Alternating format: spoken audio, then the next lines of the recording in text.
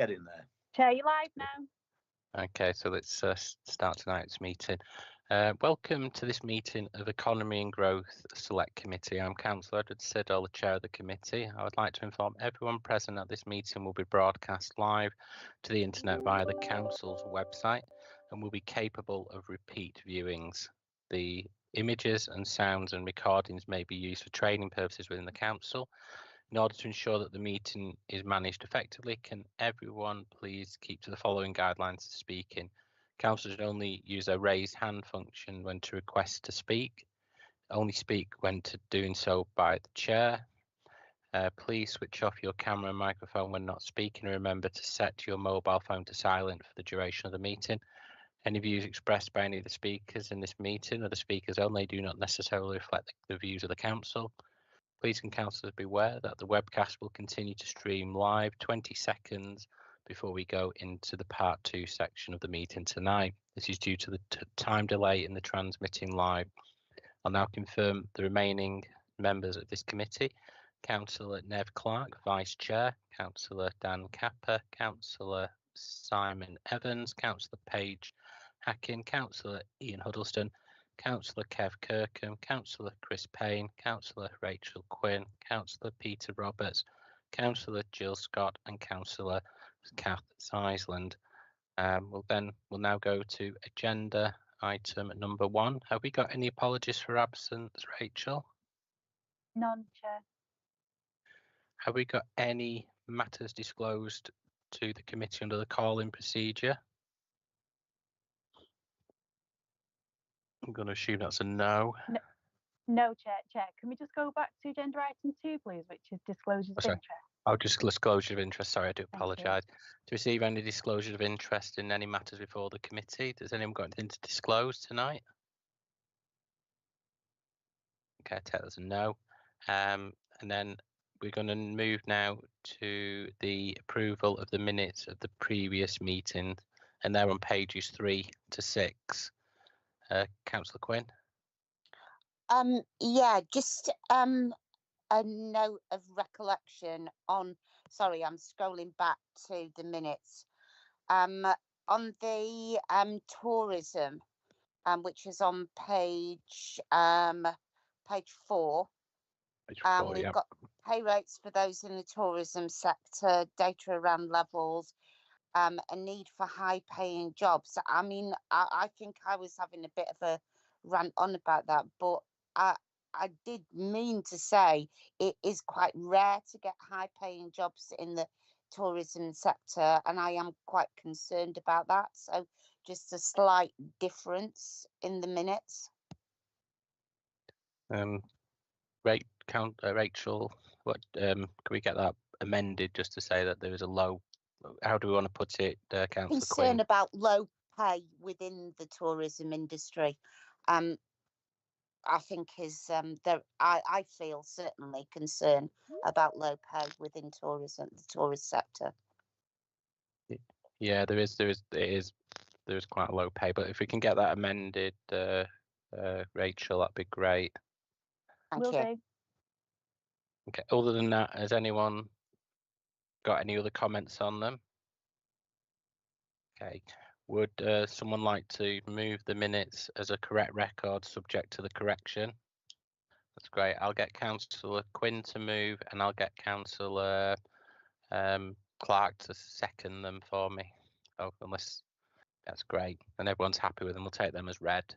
So we'll move on to agenda item 5, which is the Select Committee Work Programme. And we're in the pre-briefing. We're looking at the the scrutiny workshop that we're going to be doing, isn't it? So I don't know if you wanted to come in with that, Councillor McEwen or Andrew, about what's going to happen with that.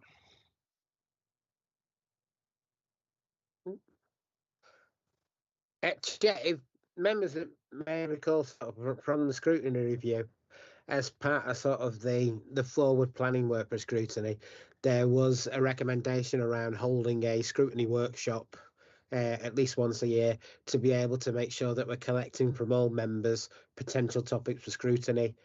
So the intention is that the workshop will take place virtually. I think it's on the 25th of March, and that'll be an opportunity for all members to feed in any topics that may be missing from the existing working plans, to feed in those ideas.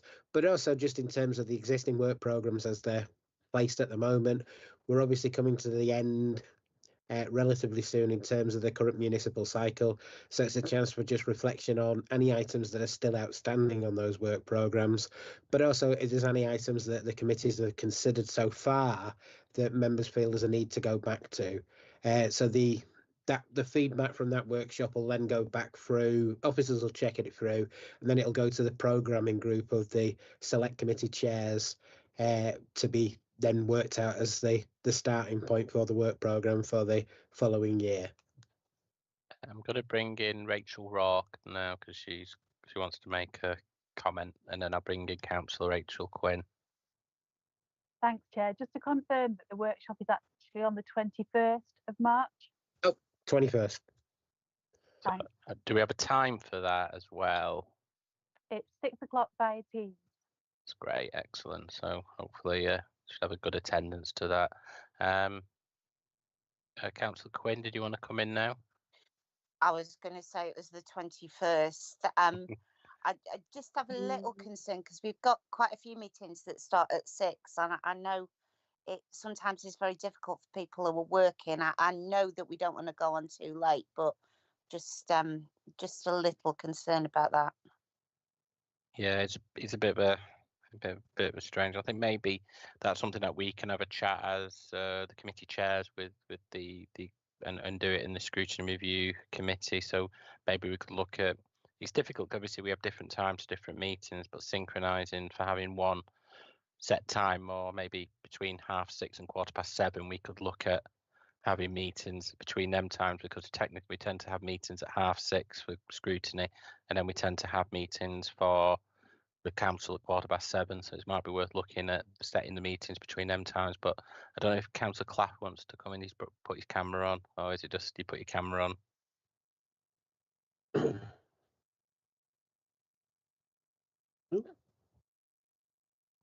No, I just put my camera on. Oh, good to see you, Godfrey. Okay, so yeah, I think, and like I said, we were discussing the pre-briefing tonight about, we've done quite a lot of, read some really good presentations from Lorraine and other people over the last 12 months. So it's then going further and looking at the projects that we've got going. So I think that's part that can come out of the scrutiny review, can't it, Anthony, and then be fed back into the work programme from the next municipal year. Yes, Chair. We obviously want to make sure the programme reflects members' needs, and in particular that it is set by members. Members will also recall that we've put in place the paper, that's the acronym for it, but the paper analysis in terms of how topics are sort of selected and processed for scrutiny. So there will be that job of work for officers to do following the workshop, just to make sure that any new topics go through that process. So we'll make sure we're using the committee's time and the other committees as useful as possible. So I think what we'll do is, I think we'll reflect more on that on the 21st? Yep, and we'll look at and dig down in more detail as part of the workshop, and then bring it back to the new municipal cycle of meetings. I think that'll be May or June, won't it, the next meeting? Yes, Chair. So if everyone's happy with that, we'll go straight onto the growth strategy and bring in Lorraine.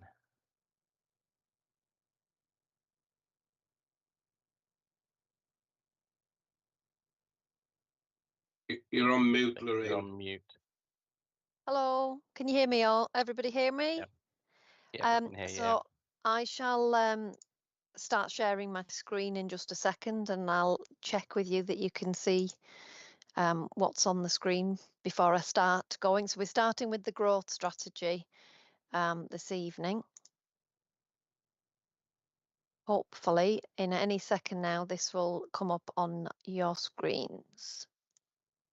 Yeah, I can see that. I just need to go into present. There we go. Let's just need to click that little button down there to put it into presentation mode. It's all going a little bit slow, but I think that's worked. Yeah. So I'm going to shut my camera off and microphone to allow the presentation. Okay, so I've turned my camera off as well, because I'll be looking away from the screen anyway, but just I think we'll, Rachel hopefully be able to keep an eye out if anybody puts their hand up throughout the presentation for any questions. But so tonight we've got growth strategy as first agenda. I shall move to the next slide. So just by way of a bit of an introduction, obviously the growth strategy is cited within the borough plan as to be reviewed in this current year. So that's something that we're starting to look at now, and this is kind of leading into that, really having an initial discussion with yourselves, the scrutiny, and exploring some of the areas and items that we think are important. So just by way to pull together some initial sort of regional and local context, as well as a bit of the national context as well. So obviously the global, the last growth strategy was published about 5 years ago, and that in that 5 years has been significant changes. So we've had really high levels of inflation, and also the war in Ukraine that's also had an impact on cost of living and higher interest rates. So there's a lot of things that have changed and have maybe impacted things that maybe we would have wanted to deliver. And then the other thing is obviously the relationship with the European Union and us no longer being part of the European Union. So there's been a huge amount of change in that 5-year period. Now, looking on a more local and regional level, we've got some data now that the census information from 2000 has been published. It's kind of good to look back and compare some of those statistics around what's changed between 2011 and 2021. So one of the things where there hasn't been a huge amount of change, but that in itself is interesting. So the population of High Peak has only had a very marginal increase between that period of time. But what is interesting about that is that the other places, so both regionally and nationally, there has been quite a big increase in population. So 6.6% nationally. 7.5% increase in the East Midlands. So again, quite interesting that the High Peak area is not reflecting those trends, if you like, that are happening locally, regionally, and nationally. What is also coming out of the data in the census information is that the median age has increased from 43 to 46. So we have a higher median age compared to East Midlands, which is 41 years, and England, which is 40 years. And also, again, in terms of age statistics, the number of people aged between 65 and 74 is 28.4%, and there's been a reduction in the number of residents aged 35 to 49. Again, some quite interesting statistics that again we can discuss as we go through. Some other elements of interest around economic activity, and again related to the census, is that 57.8% of the population are economically active, and this has reduced from 59.7% in 2011. Also, 42.3% are economically inactive, and of that, we've got 26.1% are retired, and 3.7% long-term sick or disabled. So again, showing some of the changes in terms of economic activity in the different categories within that. Also, one of the things that again is of interest in terms of looking at whether people are living and working within the High Peak or travelling out for work, there is quite a high proportion of our residents, so people who live in the High Peak, who are commuting outside of the High Peak for work. So 2017 figures, 30% of our of High Peak residents were commuting to Greater Manchester.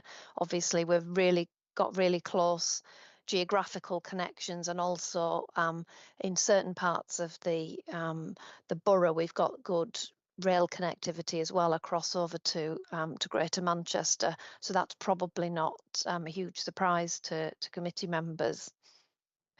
And then in terms of levels of annual pay, the levels of annual pay could be considered to be relatively low. So in terms of the gross median for full-time jobs in high peak workplaces, so that's for jobs and companies that are based within the high peak, the average, the median salary is 26,954,000.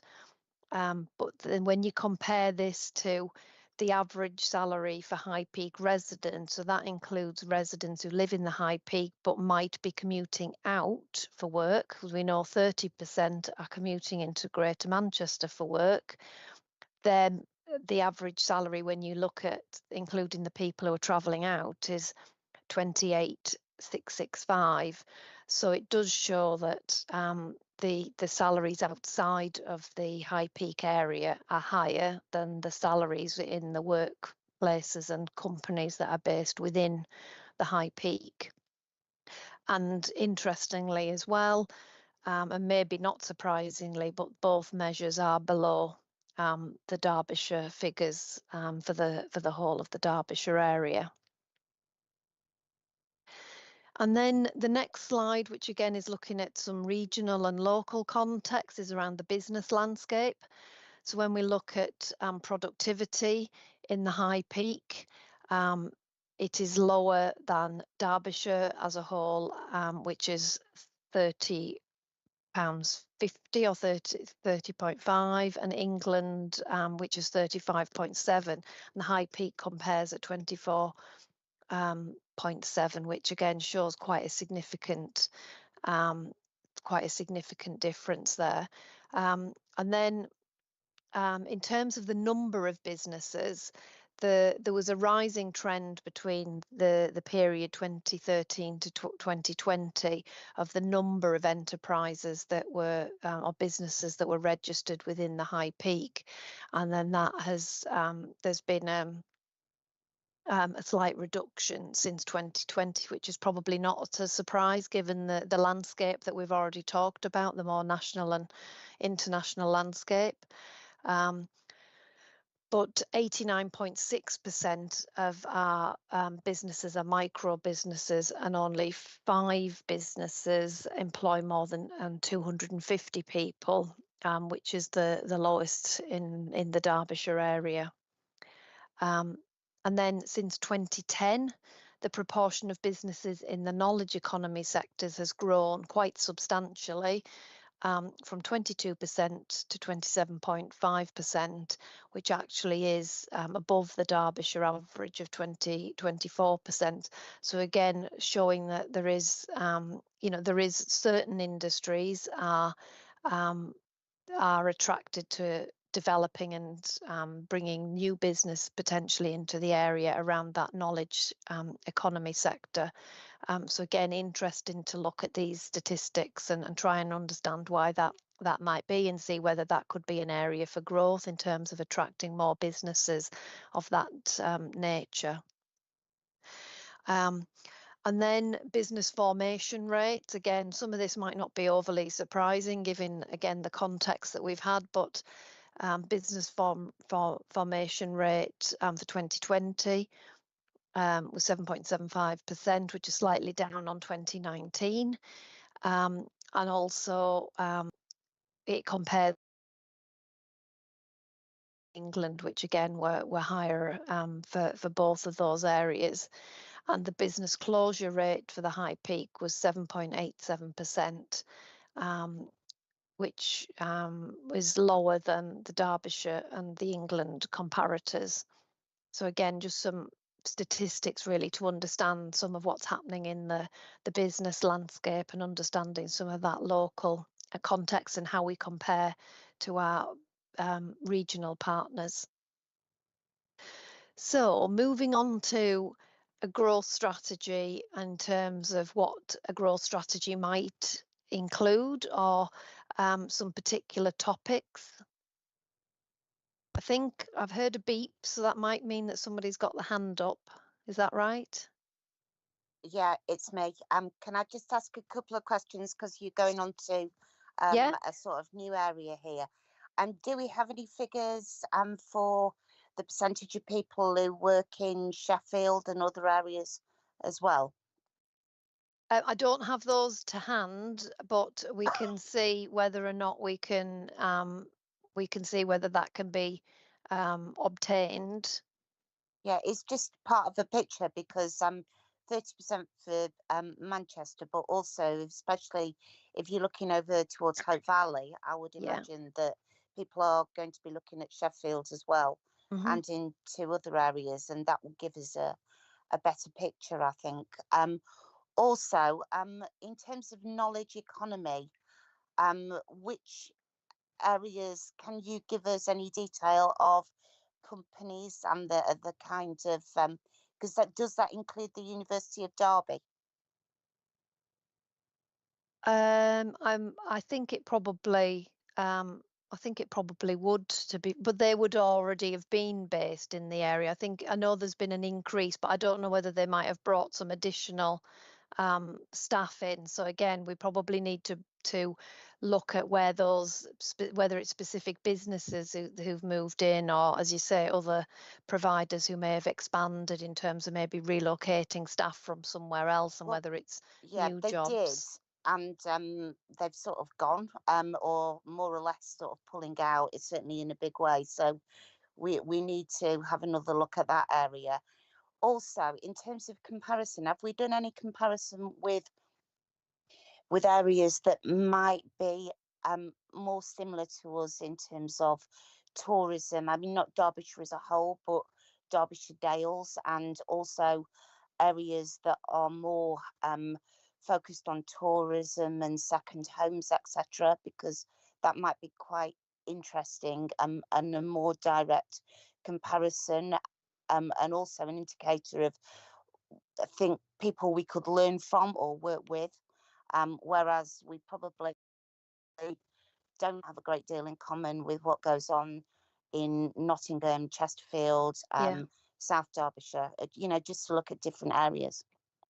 That is something that we've actually been talking about quite a lot over the last few weeks, in terms of, certainly Derbyshire Dales is one that I think will be a really good comparator to look at. So that is something we are going to take away.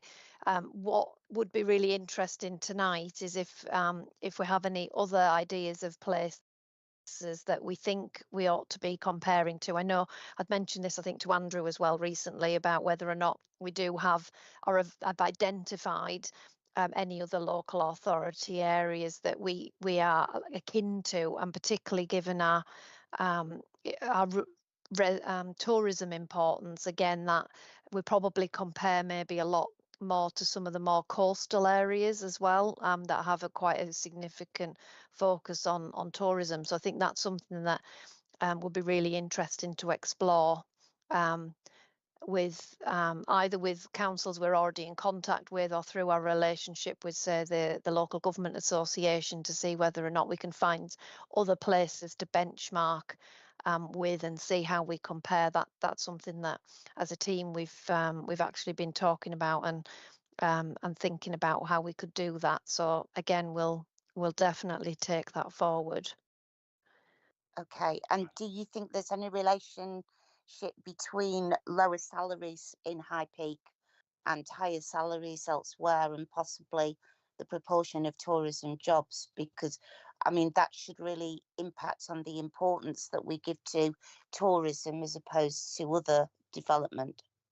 Yeah, I mean, I think absolutely we will have a lot. We will have a lot of jobs, and we'll be able to check that as well. There will be statistics around what different sectors our main jobs are in, and whether there's been a growth in that. But you're absolutely right. There are sectors like the hospitality sector, and many tourism jobs that are relatively low paid, or on zero hour contracts and things like that. So again, that will have an impact in terms of the number of people employed in those sectors that are traditionally relatively lower paid or minimum wage type roles, particularly around sort of the entry level hospitality type roles and things like that.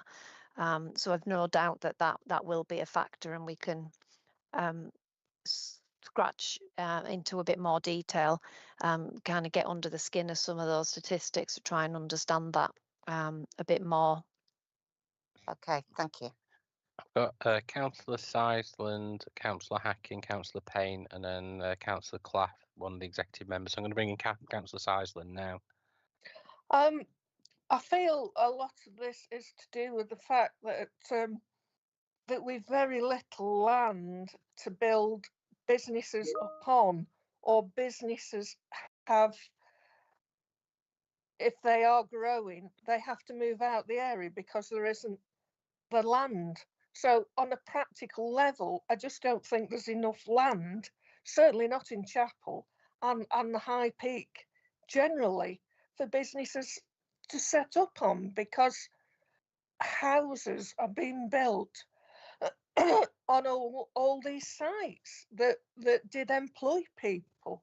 So I mean it's pretty scandalous, I feel, that 30% of people are having to go out the area to get better paid jobs. But not only that, a lot of younger people are moving out of the area full stop, to be nearer work. So I feel these things are quite concerning, really. So yeah, that's what I wanted to say. Thank you. Okay. I'm going to bring in Councillor Hacking as well, and then obviously if Lorraine wants to come back after Councillor Hacking's made her point, and I'll invite Lorraine to come back in. You're on mute. Hello, sorry. Oh, you're right. I was just wondering why the age is given in the median when the local government association figures are given in the mean, which suggests that some areas the average age is going down. So I was wondering if there was anyone providing that breakdown of the local areas in the median too. So we could figure out if there are certain areas where the age might be going down, whereas other places where the age is going up. Do you mean, Councillor Hacking, do you mean in different parts of the borough as opposed to in different towns there, as opposed to just generally? Because the figures we've pulled out are borough wide, but it would be interesting to see if there are areas that where towns, etc., or villages have had a significant increase compared to other places that might have had more of a decrease. So certainly that's something we can look at. We do have some locality report information, and that might be why Andrew's just put his hand up. So maybe it's worth bringing Andrew in here, because we have broken down some of that data as well by more locality. I think is that the point you might have wanted to come in on, Andrew? When I saw you. Absolutely, you made it much better than I did. So I put that back down. Yeah.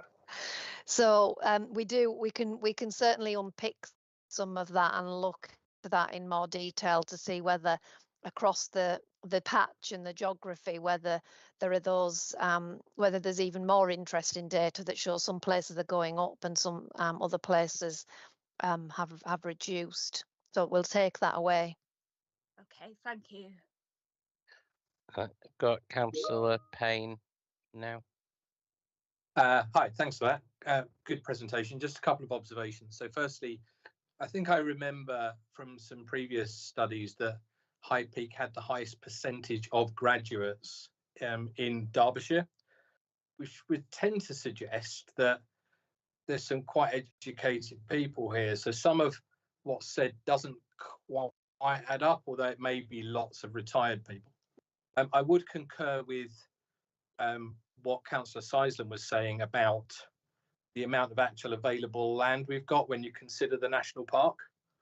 And it may be somewhere like Lewes District Council that would be a good comparator, because most people who live in Lewes commute to London or commute to Brighton, but it has the same constraints around the South Downs National Park that you can't build things.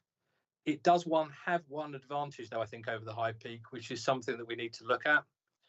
So I am fully aware from my previous existence that High Peak was well behind the curve on being connected to super fast internet.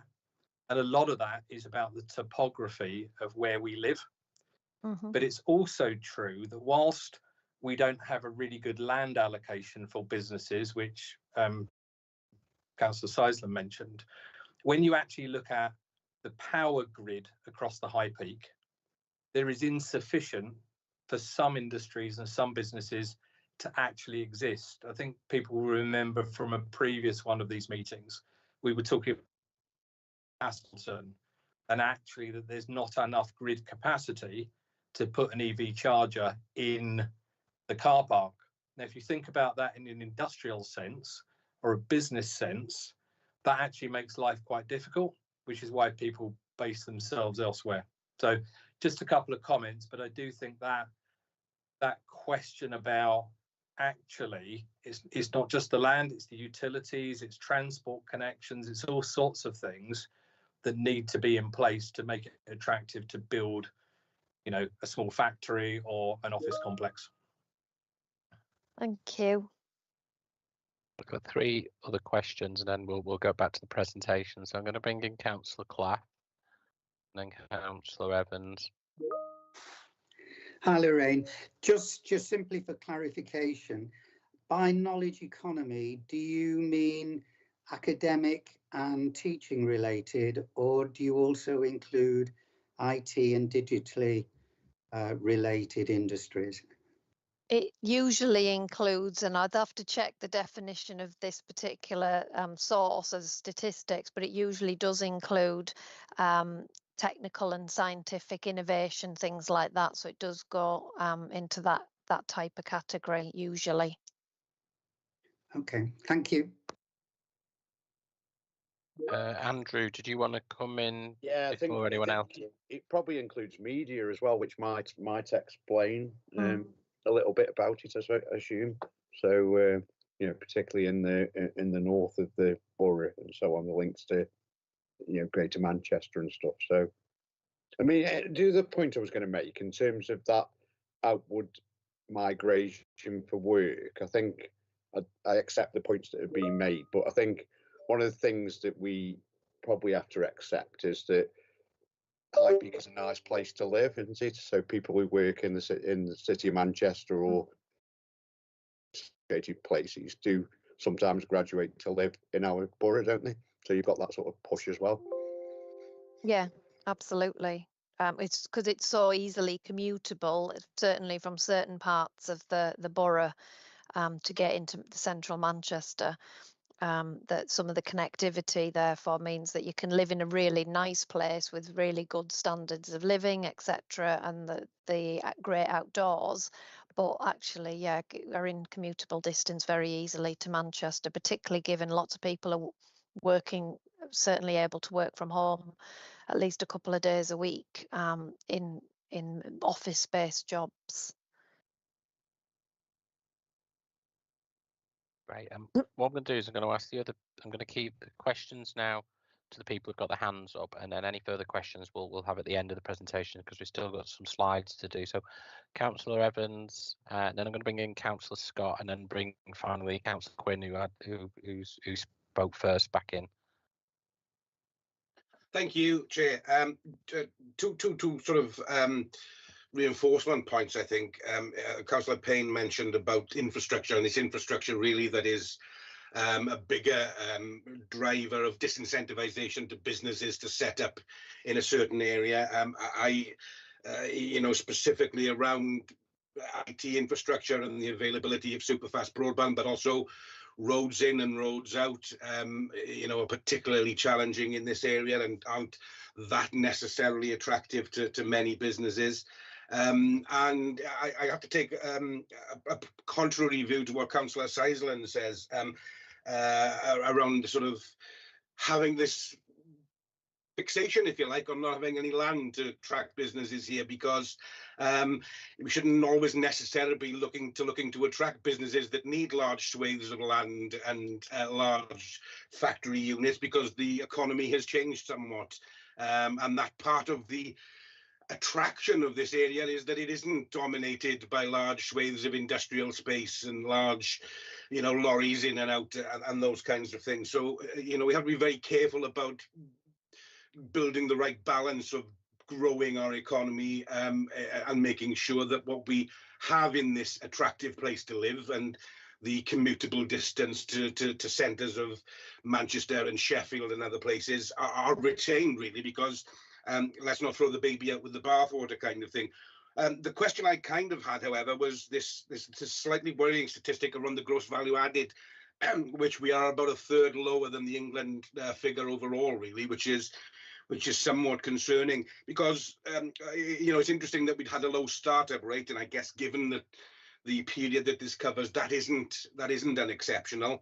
But what I think is actually a success story, and actually is something that we should be digging down and drilling down into, is the fact that our closure rate was much better than Derbyshire and much better than the rest of England at a period when lots of businesses were struggling and closing, and therefore the resilience and the fact that the reason that those businesses did not disappear in the same amount as they were across the whole of England is something we need to be perhaps looking at and investigating a bit more.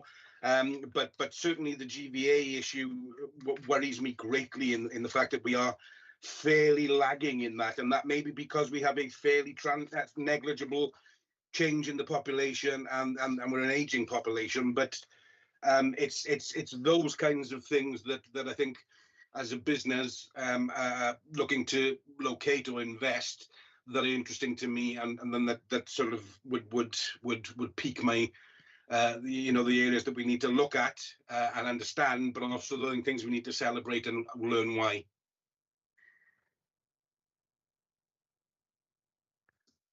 Okay, Councillor Scott, do you want to come in, and then Councillor Quinn, and then Lorraine can respond? Yeah, thank you, Chair, and thanks, Lorraine, for the presentation. Just remembering back to our last local plan meeting, I'm pretty sure about this, that in Chinley and Dinting, the population is actually going up.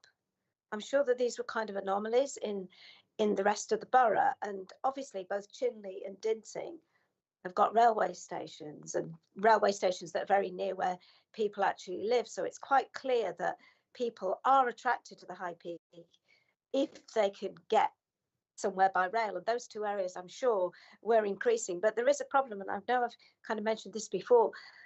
The problem is public transport through the High Peak is not good. So if you and I use the example of Tesco in Whaley Bridge, people work at Tesco in Whaley Bridge, and yet the bus that takes them to Tesco, the buses that take them to Tesco, they stop at about 6 o'clock. So people don't have that ability to travel by bus, which is really what we need in the High Peak to get to places of work. And until we actually have a better public transport system, which will be buses through the High Peak to get people to and from work, and also to get young people from places, from home to places of education, it's going to be a real problem. So I think personally, key to a lot of this is improving the bus service in the High Peak to get people to work. So that's just something I wanted to say. Thank you. Yeah, 100% there. No, that does need improvements. Councillor Quinn, and then we'll move on with the presentation, and then we'll come back to some more debate. Yeah, I was just going to pick up on a few things. In terms of Buxton, the population is older and more sort of couple apartments, which might explain why I think the population of Buxton is actually has fallen, and it's certainly fallen since 2001 when I looked at the stats. So you're getting smaller households, you're getting sort of middle-aged couples, I think possibly there might be an issue as well with people moving in who are quite affluent, which sort of tends to keep the prices up.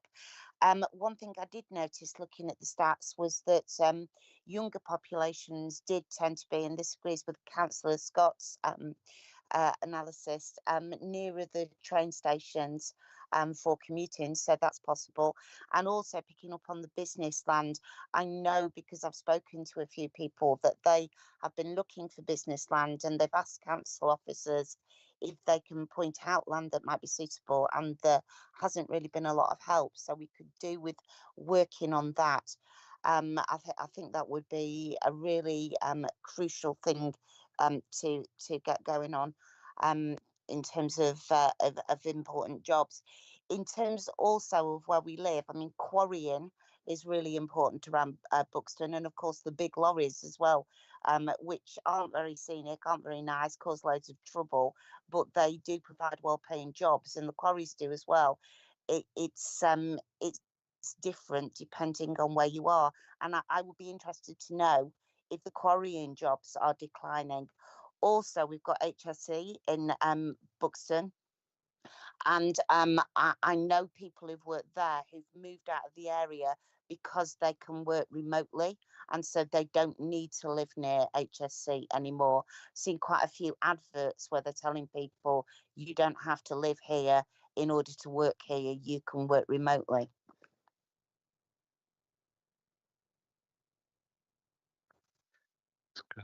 Great, thanks. I was going to make a point, but I'll make it once we finish the presentation. Lorraine, do you want to come back with anything before we move on to the next slide?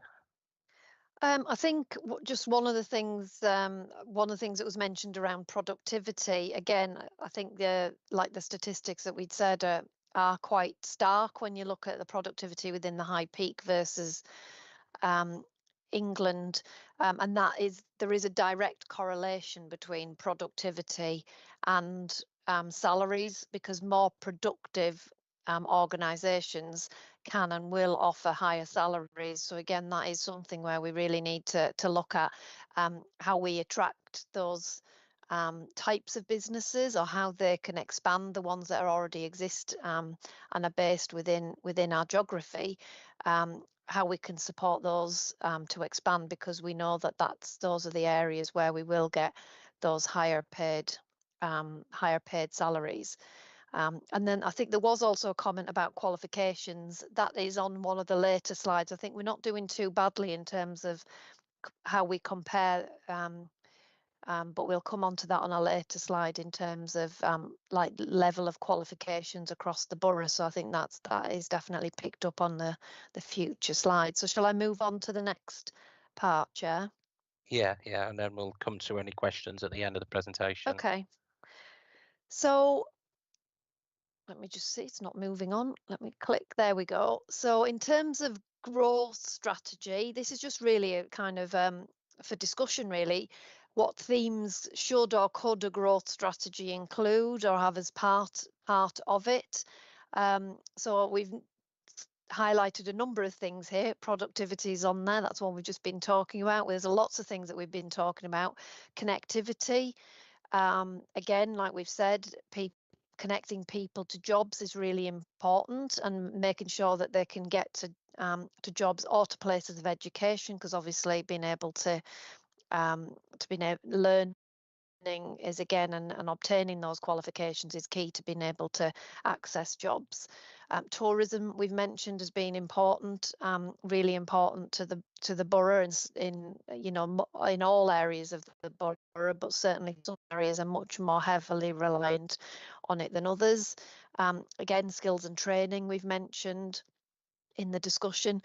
One of the things we've maybe not mentioned as much is around health and well-being, but again, there is a connection or a correlation between, people who are in better health are, more able to be in work and healthy and happy at work. So again, it is important that we ensure that our residents are in good health, and that there are opportunities for them to tackle ill health. And then I suppose the way that links as well to potentially to poverty, that often poor health and poverty in areas of deprivation can be, again, can be linked, and people's access to jobs, if they're on the lower economic scale, can be more difficult because they often don't have access to cars and their own vehicles, which again makes a heavier reliance on public transport, which often then limits your choices for access to work. So all of these things, when we're talking about growth, are factors that will play a role in terms of how successful an economic, the economic prosperity, I guess, and the opportunities for all to have to access some of that economic prosperity is really important, I think, as part of the growth strategy. And again, there's mention on there of business support, which I know we've talked about businesses, and some of them may be perhaps wanting to expand. That might be geographically or their growth plans, and again, how we can support them to do that. And then I think the only one I've not mentioned, which again is really important and one of the significant priorities in the borough plan, is around town centres, and successful and thriving town centres, again, are really important to an economically prosperous and thriving area, not least as well the connection to that, to jobs and tourism, etc. So moving that on to the next slide, I think in thinking about all of those items, I think what it kind of leads you towards is that focus really on about how we ensure that any future growth strategy is inclusive and it's about sustainable growth. So again, when we go back, there's been mention this evening of land and availability of land. There is a finite resource in that respect, but it's how can we make the best use of land in order to ensure there is both employment opportunities and opportunities for businesses to locate or expand and remain within our geography, but also setting that against the context that's got to be sustainable.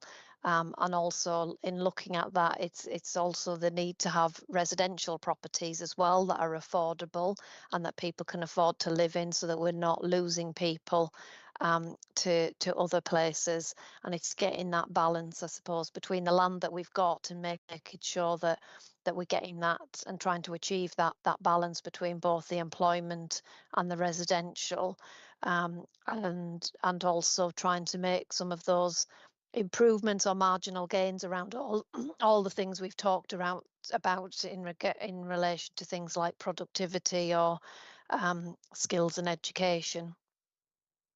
So the next few slides is just talking about really what we might want to consider as part of a growth strategy, or how we might want to frame it. And again, opportunity to discuss this and have some feedback that can then feed into developing the strategy further.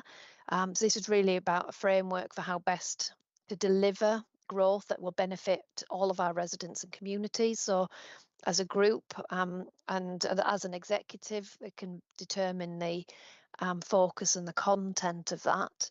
An opportunity for our residents, communities, towns and villages to thrive, and also how we can perhaps tackle poverty, inequality, and also through the growth strategy making sure there are opportunities to support the most disadvantaged communities whilst growing the economy. So there are opportunities for everybody to be able to improve potentially their life chances, work chances, health and well-being, etc.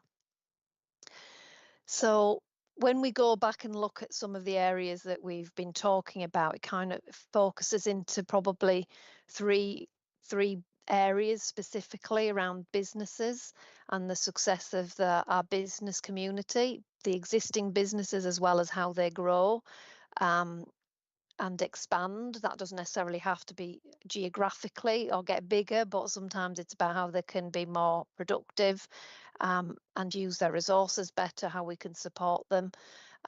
Also around people, how can we ensure that our people and our residents are as successful as they can be and have opportunities to access those opportunities, and successful places. So again, businesses, it's very much around making sure that we have jobs, they're jobs that people have the skills to do, and that again, that focuses on hopefully improving some of the productivity levels.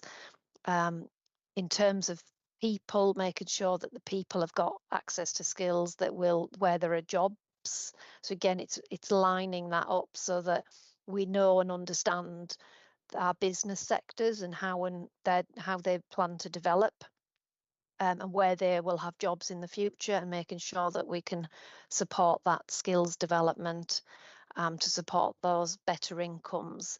And then in terms of successful places, I think from what we've said so far, I think we're probably all agreed that in terms of being a great place and having a great cultural offer, we're probably really punching above our weight in that respect. We've got some fabulous assets, both rural assets and cultural assets that really do attract people to come, but it's making sure that that we're making the most of those, but also that, again, on the tourism side, that it's about sustainable tourism and minimal impact on the environment, etc. So I'm conscious of time, but so I'll go through. There's probably 3 or 4 slides left, but I'll shuffle through these. So we've got, in terms of thriving businesses, we've already mentioned that business startup rates has reduced, but and then on the good news side, the proportion of businesses in the knowledge economy sectors has grown, and again, knowledge economy sectors are likely to have more higher paid jobs, so that's a really positive. We've got some large employers. But again, this comes back to, sometimes these big employers need land to be able to either expand, etc., or certainly to maintain. But we also, as we said before, we've got a lot of micro businesses that are effectively under 10 employees. And then at the other end of the scale, we've got quite a small number of businesses that have employed just more than 250 people. So in terms of areas that we could potentially focus on, that business support and growth, so that's the attraction and retention, so trying to attract new businesses that are right for our area, right for what the skills are and for what the areas of growth are, trying to retain the businesses and the successful businesses that we've got, but then that inward investment as well of maybe potentially looking nationally and internationally if companies are looking to relocate to the UK or open a business or an office within the UK. Again, that's something that we could potentially explore. We've already mentioned about business expansion, looking at land use, and again, understanding our businesses and where there's opportunities to maximise that land use so that we can keep those businesses who potentially want to expand and are struggling to find locations, and also support for more community-based businesses and cooperatives, and looking at that whole mixed economy of making sure smaller businesses and community type businesses have an opportunity as well to thrive and play a really important role in our local communities. In terms of the people category, there's a couple of statistics again on here that we've pulled out around fuel poverty and the people affected. Again, this might, given that we've got quite an older generation, that might not be surprising that perhaps they're maybe more affected by fuel poverty, as well as more socially deprived areas. And resident earnings, again, there's some statistics there about how our resident earnings are below county and national levels. And an interesting fact that I found was that High Peak residents need 7.9 gross annual salaries to buy a medium priced property, which is compared to Chesterfield at 5.7 salaries, and England and Wales is actually higher at 8.16. But again, it's interesting to see how we compare with other places, and again, will be interesting to look that up compared to maybe some places that we identify that will be good comparators. So on education and skills, 35.6% of residents are qualified to level 4 or above. And level 4, I'll have to remind myself what level 4 is. I think it's,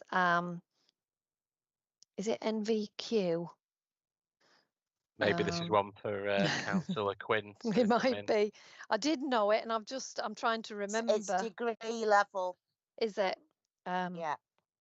I wasn't sure if that was level 5, but yes, so I think so level 4. So we're still not comparing, I suppose, nationally, if it's 43.2% and Derbyshire wide is 37.1%. But that's the statistics in terms of level 4 qualifications for residents. And then in terms of potential actions, I think one of those areas would be to look at the skills levels and trying to increase those, because again, higher level of qualifications usually correlates to potential to access higher paid jobs. But certainly looking at trying to reduce the economic inactivity rate, so supporting people into employment and supporting them. We do again have some UK shared prosperity money, which will certainly look at some of that in terms of both skills and access to employment at different levels. And again, that sort of links in well with the potential as well to look at tackling poverty and financial exclusion. Again, poverty, as we said before, can be a reason why people are struggling to access jobs, because they can't always necessarily afford the travel expenses and things to access employment. And I think the last main slide is around thriving places, and this relates to some of the more spatial, I suppose, items in terms of the housing delivery and what the statistics are around our housing delivery over the 3,180 homes have been delivered against the 7,000 requirements, so still quite a way to go in terms of meeting that gap. The annual need for affordable housing is between 228 homes and 270 dwellings. And again, in terms of thriving places, the town centre retail vacancy rates, which we do an annual audit, which we did in October last year, shows that the vacancy rates in certain places, including Buxton, New Mills and Hadfield, exceed the national average, which is 11.2. And then there are areas including Glossop Chapel and Whaley Bridge which fall below, but certainly in the case of Glossop and Whaley Bridge, not that far below the national average. So in terms of potential actions and areas of focus, we've got obviously town centre regeneration, really, really important, and we've got some investment through Future High Street Fund for Buxton. We've got promoting tourism and the unique characteristics of the borough. Again, really important that tourism is really important in terms of the financial, the impact, the economic impact of tourism on the borough and how much it brings. And again, I think this was mentioned earlier around digital support. Was it Councillor? Certainly Councillor Evans mentioned it, and I think somebody else did. Was it Councillor Payne as well? that digital infrastructure is really important, not just for us as residents, but actually really vitally important for businesses in when they're looking where to make their investment decisions, and access to that digital infrastructure is really important. And then linked obviously to tourism as well, that growth and support around creative and cultural sector. So there's just, this is the last slide, which is identifies some, based on what we've presented this evening, some potential key priorities, priority areas for the growth strategy, that support to businesses, but also not just existing businesses and supporting them to innovate and invest and develop, but also potentially that attracting new businesses, that skills and training offer that, you know, it's really important that does align to our business sector and their areas of growth for the future.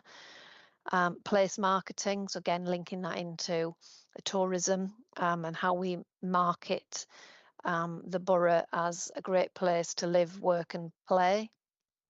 And then again, productivity and that housing targets, again, obviously is important in terms of meeting our assessed need within the local plan. So I think I saw a hand go up, which was very timely because I'm now at the end of the presentation. So we are again open to questions. So I've got Councillor Payne and then Councillor Hacking. It's just an observation where I think on your first slide in the other deck, we were talking about growth of other places compared to High Peak. Mm-hmm. When you do some of your comparators, I would be interested to know what we look like from a diversity perspective. So, you know, if I look at Buxton, for example, and some parts of the High Peak, you know, the highest is in the national census, it was 2021 census. Limestone Peak, 97.77% of people were born in the UK. Actually, Buxton Central is probably the most diverse at 90.53.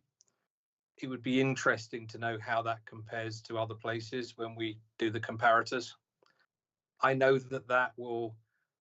that's a contentious issue for some people in the UK, but some employers look for diversity when they're looking to locate themselves. Yeah.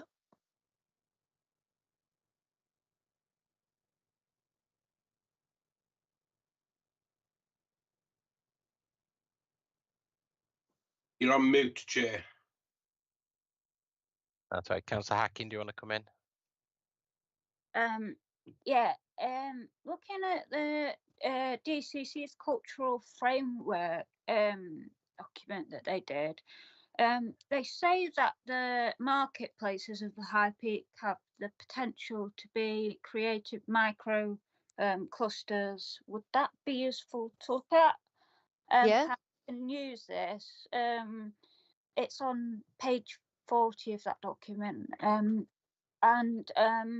also creative activities also have the ability to boost mental well-being as well. And if we're focusing on tourism and the cultural offering, I think building a sense of making sure that the people who live here can access them as well would be good, because it creates a sense of place and creates a sense of connection to the place where they live, and stop them potentially wanting to move away at the end.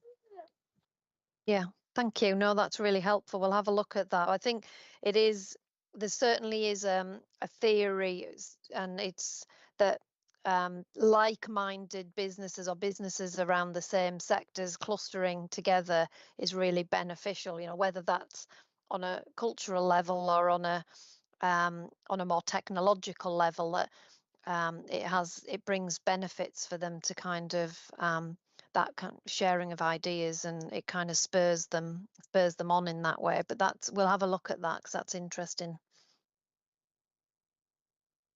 Right, I'm going to bring in Councillor Claff and then Councillor Scott. Thanks, Chair. This discussion is really interesting. I am very interested in this discussion and what people have to say, because in terms of the local plan, the growth strategy is absolutely crucial. It's the bedrock upon which everything else develops within the plan.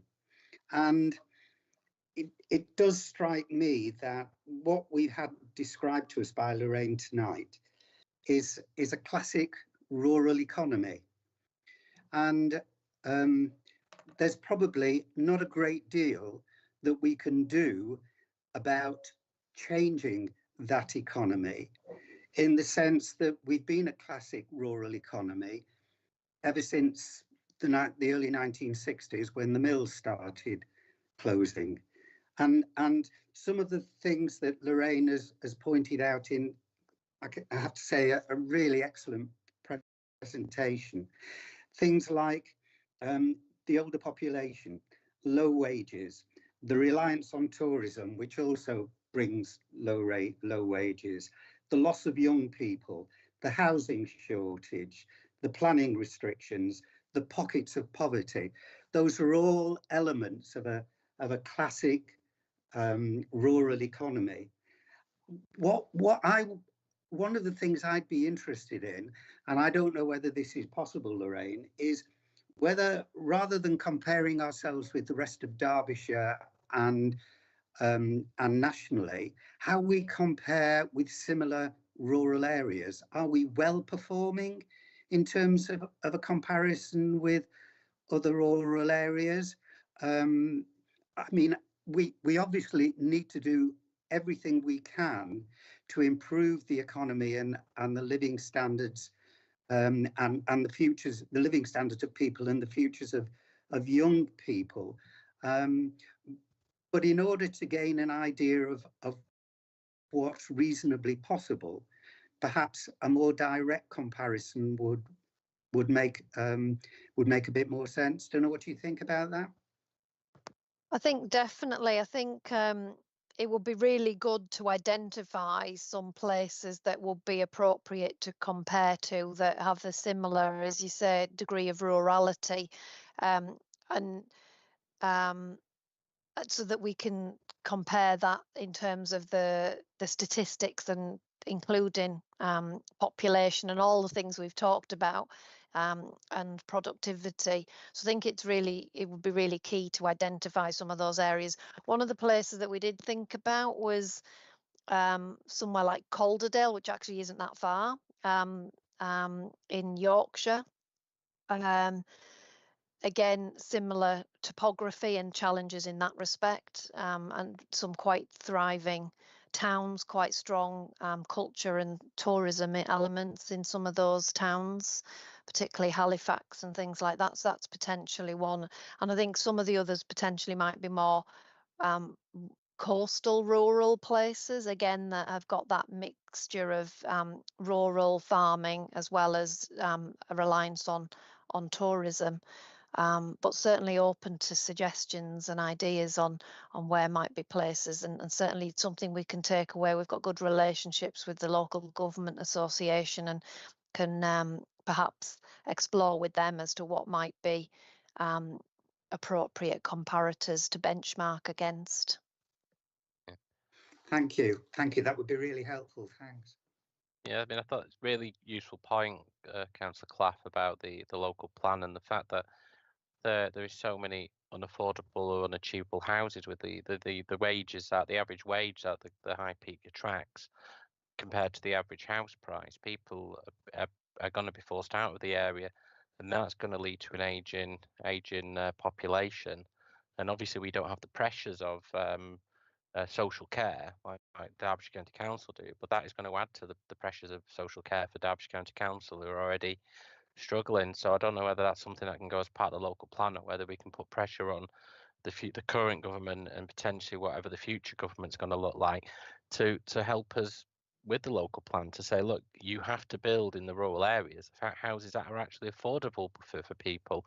I mean, it's been talked about for many years, but there needs to be a point where it is actually affordable, where rents are affordable, and rents are not like £800-900 for a 2-bedroom house, which is, if you've got a £28,000 wage, that is over half your monthly salary going on rent alone, which is dead money. So we need to be pushing to say, look, for rural areas, planning policy needs to be reformed, and builders need to be forced to offer high volumes of decent quality, affordable accommodation that the local authority can potentially manage as council stock or housing associations can manage. And we need to be pushing for that in order to stop the young people vacating the area. I mean, I've got 3 children and I don't know where they're going to live in the High Peak, because unless they get super paid jobs, then they're not going to be able to live in the area that I've grown up in and they've grown up in. But I'll bring in Councillor Scott, and then I'll allow you to come back to the points that I made. Thank you, Chair. It's a really, really interesting discussion. It's not really a question, Lorraine, but obviously we've got this programme of business support grants at the moment, the UK Shared Prosperity Fund, and it's going to be really interesting to see how successful those are in terms of supporting businesses, what the take-up rate has been. And I know also we've got this link with the East Midlands Chamber and the Accelerator programme, which are very much aimed at small businesses. So obviously at some point we'll have some feedback on that, because there is help for small businesses, but is it the kind of help that is something they can access? Is it actually applicable to a lot of them? So that's an interesting point, because we have got those out there. So I know they're just starting, so we any feedback on that, but definitely be interested in hearing about that. Damien put something up in the chat and about the kind of percentage of where the jobs are, and I was really surprised to see there's only 11% of people working in accommodation, food, arts and entertainment. For an area that is kind of depending on tourism a lot, there's not a lot of jobs there. So that's an interesting kind of question to look at, because as Paige says, tourism and culture are also kind of, they're linked together with how the economy is doing. So that's interesting. The whole education business is worrying, because adult education places are closing. They've closed the Adult Education Centre in New Mills. It's been closed for quite a while. And, so where are people going to get the education and skills they need? We've got Buxton College. As far as I'm aware, that's the only further education establishment in the borough. So education is an issue. So there's quite a lot there, sorry. But thanks a lot. Okay. We do also have some funding through the UK Shared Prosperity around supporting the skills agenda, and it does fall into different categories, but some of that it is to support people at different levels of that access to employment. So there is funding to support the economically inactive, but then there's also funding around green skills and digital skills. So again, supporting people to access some of those skills that they might not have, as well as around level 2 qualifications, I think it is. So there is opportunities through that, but we'll certainly look at, I haven't got access to the chat, but I will have a look at that afterwards. We'll maybe do a bit down of where our jobs are. Certainly some of that is, we've got, based on some of the older figures that I have and statistics, obviously manufacturing's one where we've got quite a lot of jobs in that sector, and again some of that will be probably highly productive type activity, but again we can do a breakdown and provide that for you for a little bit more information. Does anybody else have their hands up, Chair? I think Councillor Quinn has got her hand up. So if Councillor Quinn would like to come back. Yeah, sorry, I just wondered in terms of our impact on education, it's it is pretty limited, isn't it, in terms of the facilities that are available?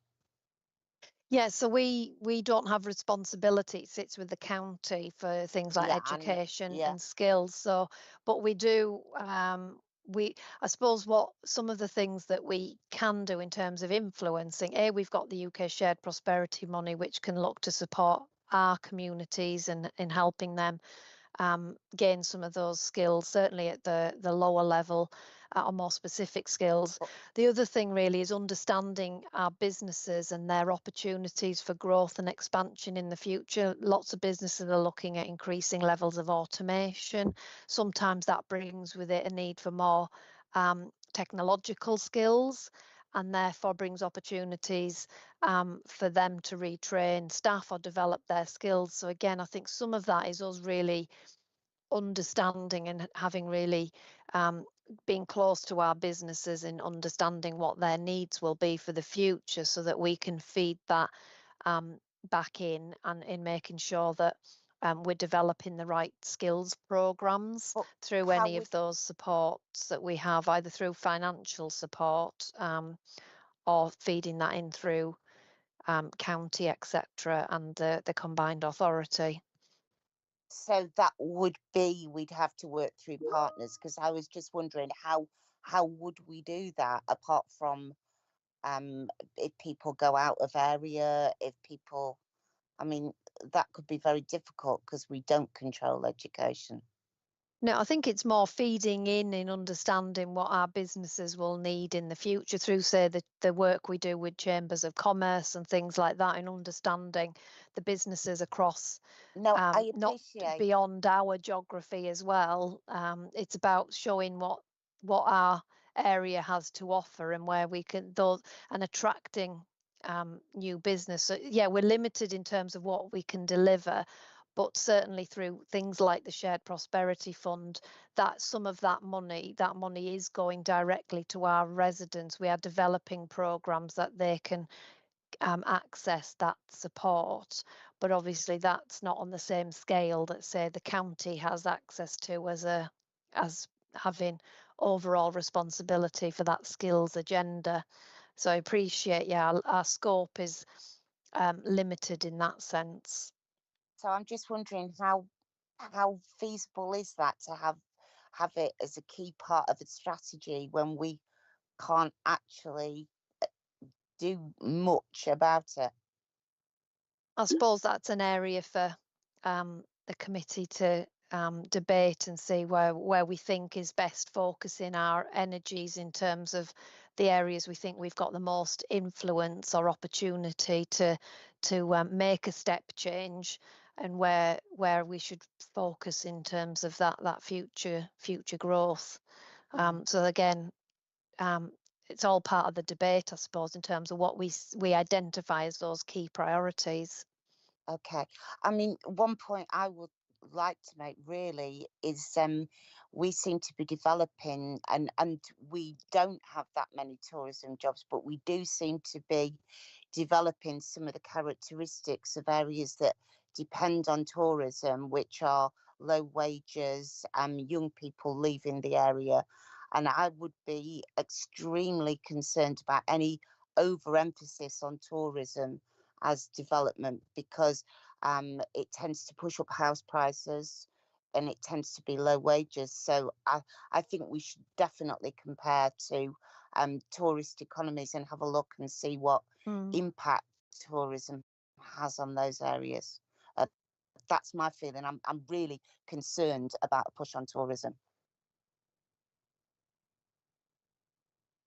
Okay, thanks for that, Councillor Quinn. Another thing I was going to say as well is that obviously we don't want to discourage tourists, but we do want dignity of work. But the fact that a lot of events go on in the High Peak, and there's not a lot of funding out there from any organisations. I think we should be pushing the government to try and get more funding for events that can benefit the local community as well, and bring people in, and obviously get people in the local community spending money in the local community. So maybe that's something that we can push as the next, if there's another round of shared prosperity or whatever it wants to be called, that there's more push on events and other things that attract, that showcase our towns, but also bring in the local community as well. But I think if we've drawn this to a debate, I think we should move on to the next item. And thanks once again, Lorraine. It was a really interesting presentation as usual, and really good in-depth knowledge and really useful information in there. Thank you. So has anyone else got any comments before we move to the next stage? Okay, no. Have we got any questions referred to the executive members? Rachel? No, Chair. No, Chair. Okay. Now we're going to move to agenda item number 8, which is the exclusion of the press and public. To resolve that the press and public are to be excluded from the meeting during the consideration of the following items of business. There may be a disclosure of exempt information as defined in Part 1 of Schedule 12A of the Local Government Act 1972. So I'm going to ask Rachel Rourke to end the live streaming, and then once we've ended the live streaming, we will then move into Part 2. But before we move, could I get someone to propose and second that we move into Part 2, please? Oh, I'll put your hand up. Thank you. Councillor Evans and Councillor Seisland has seconded that. So if you can end the recording and then